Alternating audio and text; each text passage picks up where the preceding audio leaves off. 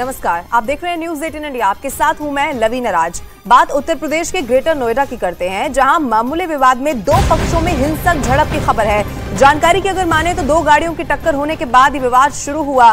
गाड़ियों की टक्कर होने से एक पक्ष भड़क गया। आरोप यह भी है कि उसने पीड़ित के घर तक उसका पीछा किया और पीड़ित के घर पहुंचते ही मारपीट शुरू कर दी गई। मारपीट का सीसीटीवी भी सामने आ चुका है, इस वक्त हम आपको दिखा भी रहे हैं। इस वीडियो में दोनों गुट के लोग आपस में एक दूसरे को बुरी तरीके से पीटते हुए आपको दिखाई दे देंगे। इतना ही नहीं, आरोप यह भी है कि एक पक्ष ने फायरिंग भी इसमें की है। वहीं मामला सामने आने के बाद पुलिस भी एक्शन में आ चुकी है। एक आरोपी की गिरफ्तारी हो चुकी है, हालांकि अभी भी एक आरोपी फरार है। वहीं इस मारपीट में दो लोगों के जख्मी होने की भी खबर मिल रही है।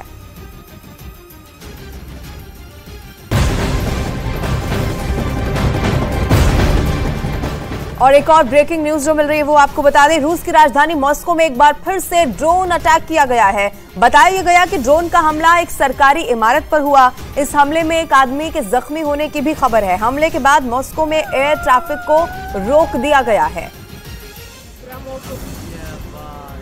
मॉस्को में सरकारी इमारत पर यह जबरदस्त हमला हुआ है। उस हमले की तस्वीरें भी जो सामने आई हैं वो एक्सक्लूसिवली इस वक्त हम आपको दिखा रहे हैं। आपको इस तस्वीर में दिखाई देगा 1 सेकंड से भी कम का समय और ये इमारत कैसे यहाँ पर एक बड़ा धमाका होता है। मॉस्को में ड्रोन से हमला किया गया, ये दावा किया गया है।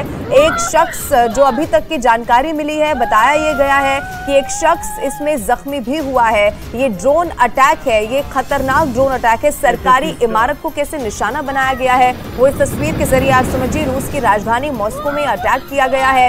एक के बाद एक हमले अगर रूस यूक्रेन पर कर रहा है तो रूस में भी लगातार हमले झेले जा रहे हैं और इसकी एक और ताजा तस्वीर इस वक्त हम आपको दिखा रहे हैं।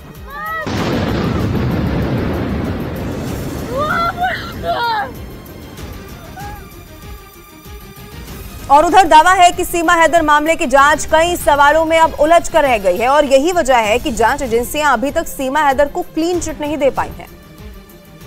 जबकि सूत्रों के हवाले से खबर है कि यूपी एटीएस की जांच में अभी तक उसके जासूस होने के कोई सबूत हाथ नहीं लगे हैं। यूपी एटीएस अपनी जांच में इशारा कर चुकी है कि सीमा हैदर सचिन मीणा के प्यार की खातिर भारत में अवैध रूप से दाखिल हुई, लेकिन बताया जा रहा है कि यूपी एटीएस की जांच के बाद भी खुफिया एजेंसियां संतुष्ट नहीं है और उस पर भरोसा नहीं कर पा रही हैं। लेकिन सवाल उठ रहे हैं कि अगर यूपी एटीएस की जांच पूरी हो गई तो उसे दोबारा सेफ हाउस ले जाने की जरूरत क्यों पड़ी। और उधर सूत्रों के हवाले से खबर यह भी है कि जांच एजेंसियां इस बात की तहकीकात में जुटी हुई हैं कि आखिर सीमा हैदर को भारत का फर्जी आधार कार्ड बनवाने में जल्दबाजी आखिर इतनी क्यों थी और क्यों वो इतनी जल्दबाजी में भारत की नागरिकता हासिल करना चाहती थी। क्योंकि अब तक की पूछताछ में सीमा हैदर को लेकर यही पर्दाफाश हुआ है कि वो जल्दी से जल्दी भारत की नागरिकता हासिल करने में जुटी थी और इसके लिए वो फर्जी आधार कार्ड बनवाने की फिराक में थी और इस काम में उसका प्रेमी सचिन मीणा उसकी मदद कर रहा था। सूत्रों के मुताबिक सचिन पिछले 1.5 महीने से सीमा का फर्जी आधार कार्ड बनवाने में जुटा हुआ था। इसके लिए उसने बुलंदशहर में अपने रिश्तेदारों की मदद ली थी, जिसके बाद यूपी एटीएस ने बुलंदशहर से 2 रिश्तेदारों को भी गिरफ्तार किया। बुलंदशहर से कई नामों के 1 दर्जन से ज्यादा फर्जी आधार कार्ड भी बरामद हुए थे। सूत्रों के मुताबिक जांच एजेंसियां अब सीमा हैदर के सोशल मीडिया अकाउंट्स की पड़ताल भी कर रही हैं, जिससे ये पता चल सके कि वो वाकई यूट्यूबर बनना चाहती थी या आईएसआई के किसी प्लान को अंजाम तक पहुंचाने के लिए इसका सहारा ले रही थी। क्योंकि सोशल मीडिया के जरिए ही सीमा और सचिन की मुलाकात हुई और उसके बाद वो सचिन का सहारा लेकर भारत में दाखिल हुई।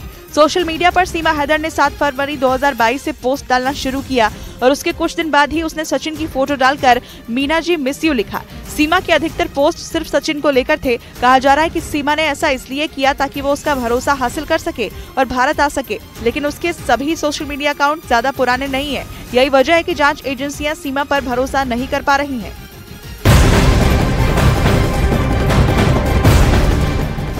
और इसरो ने एक नया इतिहास रच दिया है। इसरो ने एक साथ 7 सैटेलाइट को लॉन्च कर दिया है।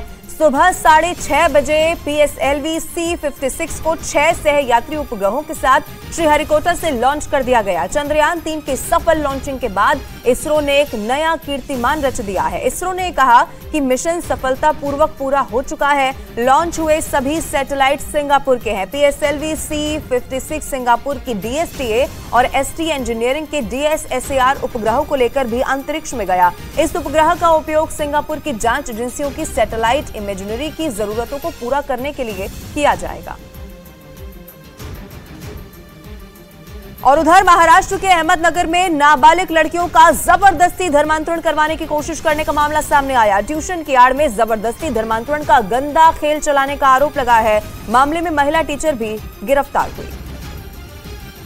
आरोपी महिला टीचर पीड़ित लड़कियों से दूसरे मजहब के लड़कों से दोस्ती बढ़ाने और उनसे ही बातचीत करने का दबाव बनाती थी। और टीचर उनके जो संपर्क के मुस्लिम लड़के हैं, ये लड़कियों को उनसे दोस्ती करने के लिए दबाव बनाती थी। एफआईआर के मुताबिक जब इन पीड़ित लड़कियों ने ऐसा करने से मना किया तो आरोपियों ने बीच राह उनसे छेड़खानी शुरू कर दी और फोटो वीडियो वायरल करने की धमकी देने लगे। इस मामले में अब तक 5 अलग-अलग एफआईआर दर्ज हुई हैं। पुलिस ने 22 आरोपियों के खिलाफ मामला दर्ज करते हुए अब तक 18 आरोपियों को गिरफ्तार किया है, जबकि बाकियों की तलाश की जा रही है। और उधर उत्तर प्रदेश के अमरोहा में मुहर्रम जुलूस के दौरान एक बड़ा हादसा हो गया। जुलूस के दौरान निकाला गया ताजिया हाई टेंशन तार की चपेट में आ गया, जिसमें 52 लोग झुलस गए और 2 लोगों की मौत हो गई।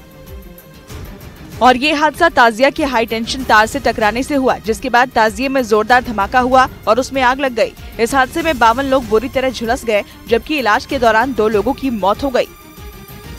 और उधर राजस्थान के अलवर में एक लड़के से दिन दहाड़े मारपीट की खबर है। बताया गया कि 5 लड़कों ने लाठी, सरी और लात घूंसों से उसकी पिटाई कर दी, जिसका वीडियो भी सामने आया, जिसमें एक लड़के को कई लोग मारते दिखाई दिए। किसी ने लात घूंसों से उसे पीटा तो कोई इस पर लाठी बरसाता दिखा। जमकर पिटाई के बाद वहां से लोग फरार हो गए। बताया गया कि जिस लड़के की पिटाई की गई वो कबाड़ी का काम करता था और पीटने वाले उसे जानने वाले थे। हालांकि मारपीट की वजह सामने नहीं आई। पुलिस ने पीड़ित की तहरीर पर आरोपियों के खिलाफ केस दर्ज कर लिया और आरोपियों की तलाश में जुट गई। और उधर उत्तर प्रदेश के अमरोहा में सोशल मीडिया पर रील बनाने के चक्कर में एक लड़के ने पेट्रोल पंप पर खतरनाक कारनामा कर दिया। खुद ही मोटरसाइकिल में पेट्रोल भरने लगा और मोटरसाइकिल को पेट्रोल से ही नहला दिया। पुलिस ने इस मामले में आरोपी लड़के के साथ सेल्समैन को भी गिरफ्तार कर लिया, क्योंकि जो तस्वीरें आई वो बेहद लापरवाही भरी थी। लड़के ने रील बनाने के लिए जो हरकत की, उससे पेट्रोल पंप पर बड़ा हादसा हो सकता था। लड़का पेट्रोल पंप पर सेल्समैन के सामने ही अपनी मोटरसाइकिल में पेट्रोल भरने लगा। इतना ही नहीं, उसने मोटरसाइकिल की टंकी को इतना ओवरफ्लो कर दिया कि उससे पेट्रोल बाहर आने लगा। इसके बाद उसने मोटरसाइकिल को भी पेट्रोल से नहला दिया। एक वीडियो उसी व्यक्ति के संज्ञान में आया है, जिसमें बाइक पे लोग स्टंटबाजी कर रहे हैं। पुलिस ने वीडियो सामने आने के बाद आरोपी लड़के के साथ पेट्रोल पंप के सेल्समैन और वीडियो बनाने वाले को भी गिरफ्तार कर लिया। इससे पहले भी इस लड़के का एक वीडियो सामने आया था, जिसमें वो सड़क पर स्टंट करता दिखा था।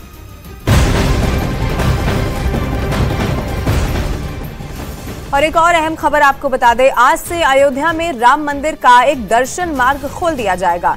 दोपहर 1:30 बजे से श्रद्धालु जन्मभूमि पथ से रामलला के दर्शन के लिए जा सकेंगे। नए मार्ग में रामायण काल की झांकियों के दर्शन भी हो सकेंगे। राम जन्मभूमि को जाने वाले 4 मार्ग बनाए जा रहे हैं।